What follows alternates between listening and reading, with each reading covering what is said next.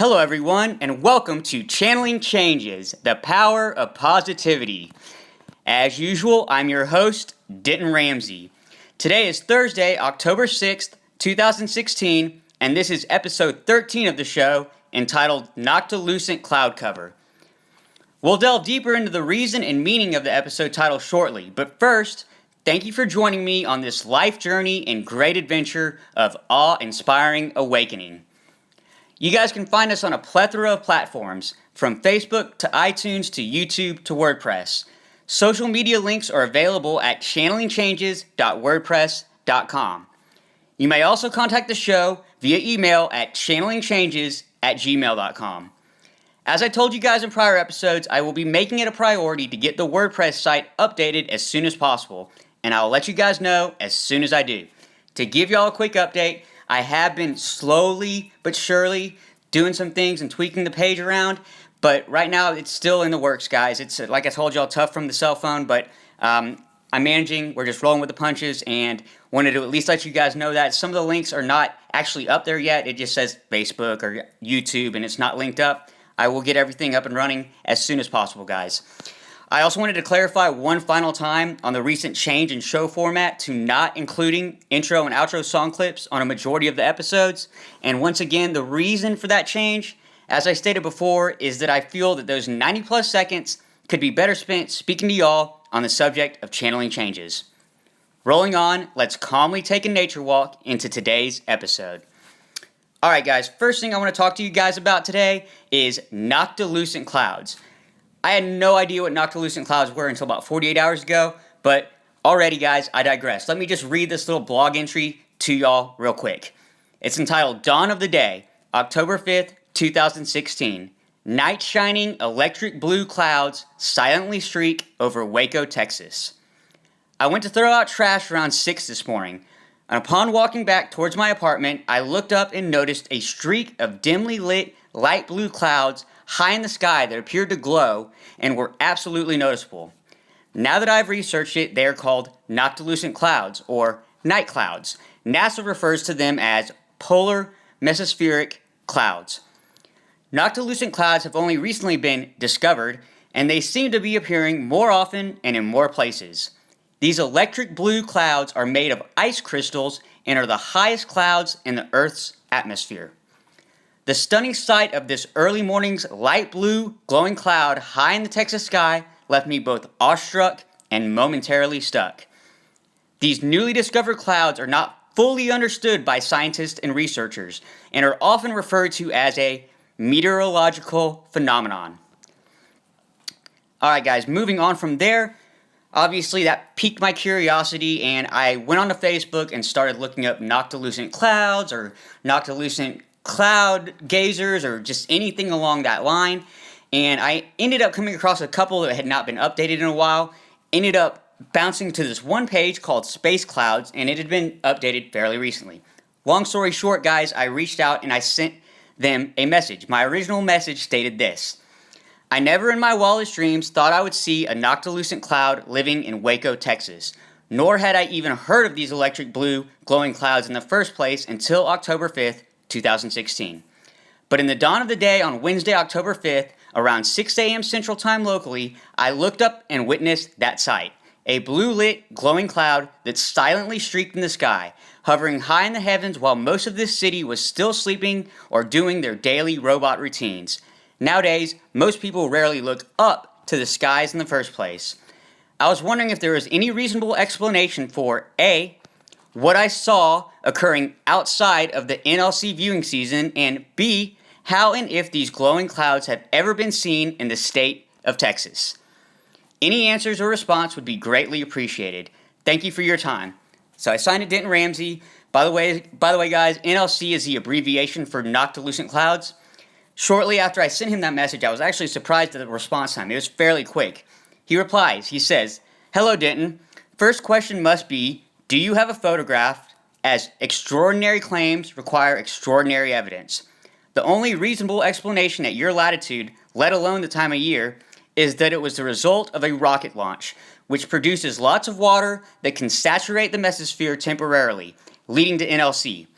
These rocket NLCs can last for quite a while, allowing enough time for them to drift across from some distance away. So, check your launch schedules. My response: I wish I did have a picture. I was telling my roommates the same thing. It was definitely a Noctilucent cloud, and I am very glad I saw it, being such a lover of nature and the stars. But it's just yet another unexplainable phenomenon that has occurred in my life over the past few weeks. His reply said, not unexplainable, it's almost certainly down to a launch. I responded saying, a launch makes sense as Waco is located very close to a SpaceX launching facility in McGregor, Texas. Thank you. He replied saying, no worries, thanks for telling the story. I'd be interested to receive any photos from others, and I'll check the site's launch schedule. I replied one final time saying again, thank you for the valuable information, and I'll click away if I ever witness such a site again, even if that means using my iPhone as a camera. Around this time, that's when my phone started acting erratic. It's been doing that lately, but it's been underlining and linking random words and phrases in the Notepad app to random websites, making it difficult to scroll through. But that's not the odd thing. It's just that's odd. That's odd. It's just not the fact that it's an inconvenience. That's not what bothers me. It's just strange, guys. Strange. The next thing I wanted to read to y'all, and I'm not going to have time to read this entire story, but I will leave a link to it in the show notes. But yeah, guys, I'm sorry. I digress. My mind is going all over the place. But this next story comes from earthsky.com, and I want to just read a brief part of this to you, but the story is entitled Unexpected Teleconnections in Noctilucent Clouds. And down here, let me see, it says AIM was launched in 2007 to investigate these night-shining clouds, to discover how they form and to learn about their inner chemistry. As is often the case, however, when exploring the unknown, researchers found something they weren't even looking for: teleconnections. Quote, it has been a surprise, says Hampton University professor of atmospheric and planetary science James Russell, principal investigator of the AIM mission. Years ago, when we were planning the AIM mission, our attention was focused on a narrow layer of the atmosphere where NLCs form. Now we are finding out this layer manifests evidence of long-distance connections in the atmosphere far from the NLCs themselves. Long story short, guys, it's just talking about the frequency of the clouds, and it really is interesting. I'm a dork, so I find stuff like that interesting, but a link to the teleconnection story will be posted on the website. Let's go ahead and just move on. So, the next thing I wanted to talk to you about, and let me just see how I'm doing on time real quick, guys, because, oh boy, this is already at 7:50. We're going to rush through this last part, guys. Alright, guys, so here's the thing. I'm not exactly sure how seeing those Noctilucent clouds correlates with channeling changes, but I will say it gave me a great imagery idea for a sky sight simile. Light workers shine bright in a darkened world, like Noctilucent clouds glow light in a darkened sky. I digress, guys. So, here we go. We're already quickly running out of time, and 10 minutes flies by. I know it does every time I'm with y'all. I still want to leave you guys with some closing comments and a how to start the awakening process suggestion. And that is this. My desire and my prayer is that each of you will take these frightening yet fulfilling first steps that will lead to magical moments. Here's how to start. I recommend being alone in your car, bedroom, or at least hidden away from the daily distractions. Just some one-on-one time with you and your thoughts. Then, slowly, piece by piece and one skeleton at a time, begin to swiftly sweep away the stained scars, hardened hearts, and raging resentment from those purposely hidden and often overlooked corners of your caged closet. It will be emotional. Just let the tears flow and let go. The next step revolves around taking the small, selfless leap necessary to rapidly reprogram and replace the pessimistic pre-wired patterns and mentally misguided me-first fabrications that have been baited to you since birth. Re-enter your skeleton-free closet, and now that it's cleared of all the anger and resentment from your past, present, and future, it's time to take a mirror moment and check your ego. Because in order to truly become awakened and enlightened, one must be willing and able to love unconditionally by selflessly serving, faithfully forgiving, and compassionately caring. This, in turn, leads to new, awe-inspiring actions, passionately positive principles, love-based blessings, and your own unique, purpose-chased calling.